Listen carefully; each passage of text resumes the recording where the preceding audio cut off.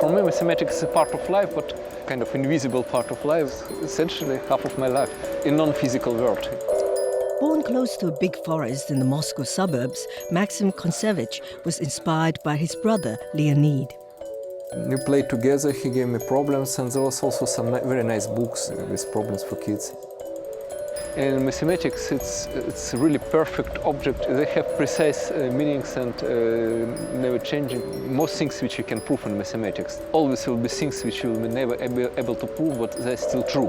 When you prove, it's kind of like a stamp, it's true forever. And for me, it was clear, maybe even from age like 13, 14, that I will be a professional mathematician. He was put into special classes for gifted maths and physics high schoolers and joined many Olympiads. I was one of the best in my generation in the Soviet Union. So he only attended special seminars when he entered Moscow University in 1980. And there were about 100 seminars per week in Moscow University in mathematics department. Yeah, so a lot of choice. And so I learned from many people. Yeah, a lot of mathematics is done in just by talking and discussing. No, sometimes people will get frustrated and so on, depressed. But when people just concentrate on some problems, they cannot see the whole thing. And I prefer to think about hundreds of different things. And if something doesn't work, I just jump to another end. With the advent of perestroika in 1988, Maxim was able to go abroad, ending up at Germany's Max Planck and top universities in the US. The greatest characteristic of Maxim in his mathematical work is his ability, anytime he reads a mathematical paper, to come up with possible extensions. It's intellectually extremely quick. In 1990, he heard a lecture on Edward Witten's string theory conjecture. The conjecture was about something about surfaces. Imagine a loaf of strangely shaped bread. Surfaces in Witten conjecture will always have some points on it. Okay.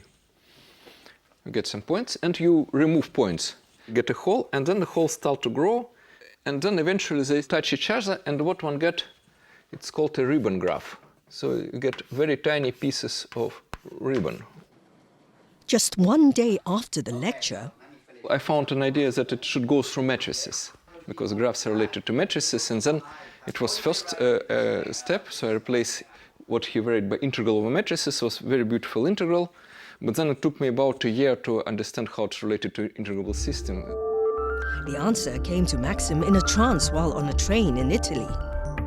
No, this integral called Kontsevich model, it's a new types of matrix models, topological paper. My paper on Witten conjecture. His proof of Witten's conjecture eventually became his doctoral thesis subject. In related studies, he worked on knot invariants and Feynman diagrams. I found a general kind of mechanism how to prove topological invariance and introduced to some interesting universal question about graphs and led to something which I called graph cohomology. Okay, this is my paper on deformation quantization. He wrote it in 1997. What is a quantization? How go from classical mechanics to quantum mechanics? I found a way to do it through some field theory which is two-dimensional. The whole thing was on half plane, and then I again had some special diagrams on a half plane of the following type.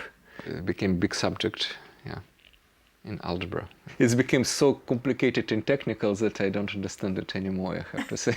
How can you deform a classical field theory into a quantum field theory? Many people believe it would never be done because it's just too hard, difficult to find the right mathematical context. For me, motivation came from mirror symmetry. I didn't thought about quantum mechanics at all. Mirror symmetry which was discovered for some duality between two different branches of mathematics. Algebraic equations, it belongs to the field of algebraic geometry. and we should solve equation by put what's called complex numbers. Another branch is not algebraic geometry at all, it's a symplectic topology. That's essentially related to what we study in classical mechanics. I discovered that one goes from one side to another, goes through some abstract things which is called homological algebra, notion of triangulated categories. It's very good pure math, I have to say. It's so interesting and so beautiful and remarkable. It introduced to physics a full variety of methods which they even didn't think about. It created completely new direction in mathematics, and now there are conferences, workshops on mirror symmetry which are attended by talented people. The whole career is devoted to the topic which was invented by Maxim, so it's quite fascinating. This string dualities, it's a very important theoretical concept to understand how the world of elementary particles is built of the small pieces which are called strings. This is called a honeycomb diagram. Most recently, yet another related discovery. I found now direct relation why this honeycomb diagram is related to what's called tropical algebraic geometry, which is one of Off-Schotter's mirror symmetry. Yeah, spider webs are algebraic curves in tropical geometry. Maxim Koncevich was persuaded to move to the Institut des Hautes Études Scientifiques in Bourges-sur-Yvette in mid-1990s by its director. We were looking for new professors, and very quickly it became obvious that he was at the top of the list. At the time, Maxim was a professor at the University of California at Berkeley. He and his family were missing Europe. Maxim was not so fond of giving many courses. Having to take care of students for long periods is a different thing. We give permanent professors total freedom of their work. They choose the topic, the collaborators. Absolute freedom. The second, this is in this suburb of Paris, but Paris is the highest concentration of mathematicians in the world. I think it's the best place in the world to do mathematics. Katerina, his wife, is also very important in this picture. I think the idea of living in Paris was attractive. 1 cup and a couple of saucers. What's it? A saucer is this. Oh, okay. Okay? And that's a cup. Okay. Ekaterina also studied mathematics at Moscow University. We never met on this We mathematics. never met. So he went to the very difficult courses and he was too strong. I was flying on the surface. In 1988, they went to the same private French course. Yeah, when I saw some young lady, and there's only one place free next to me. I suspect some foul play from the French teacher. Was it like love at first sight? Yes. Yeah, at least for me. I was interested.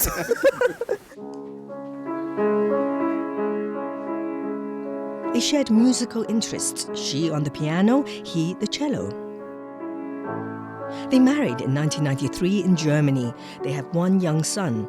They were lucky to leave Russia during difficult times. I can't name one student of our year in the university who could keep to pure mathematics. The couple sometimes discusses Maxim's maths. I always get the idea that something so elegant, so finely constructed, just flew by me. It's like a rainbow that dissolves before you. My father wrote 20 books. A renowned expert in Oriental studies, Lev Koncevich speaks several Asian languages and invented an alphabet for Korean.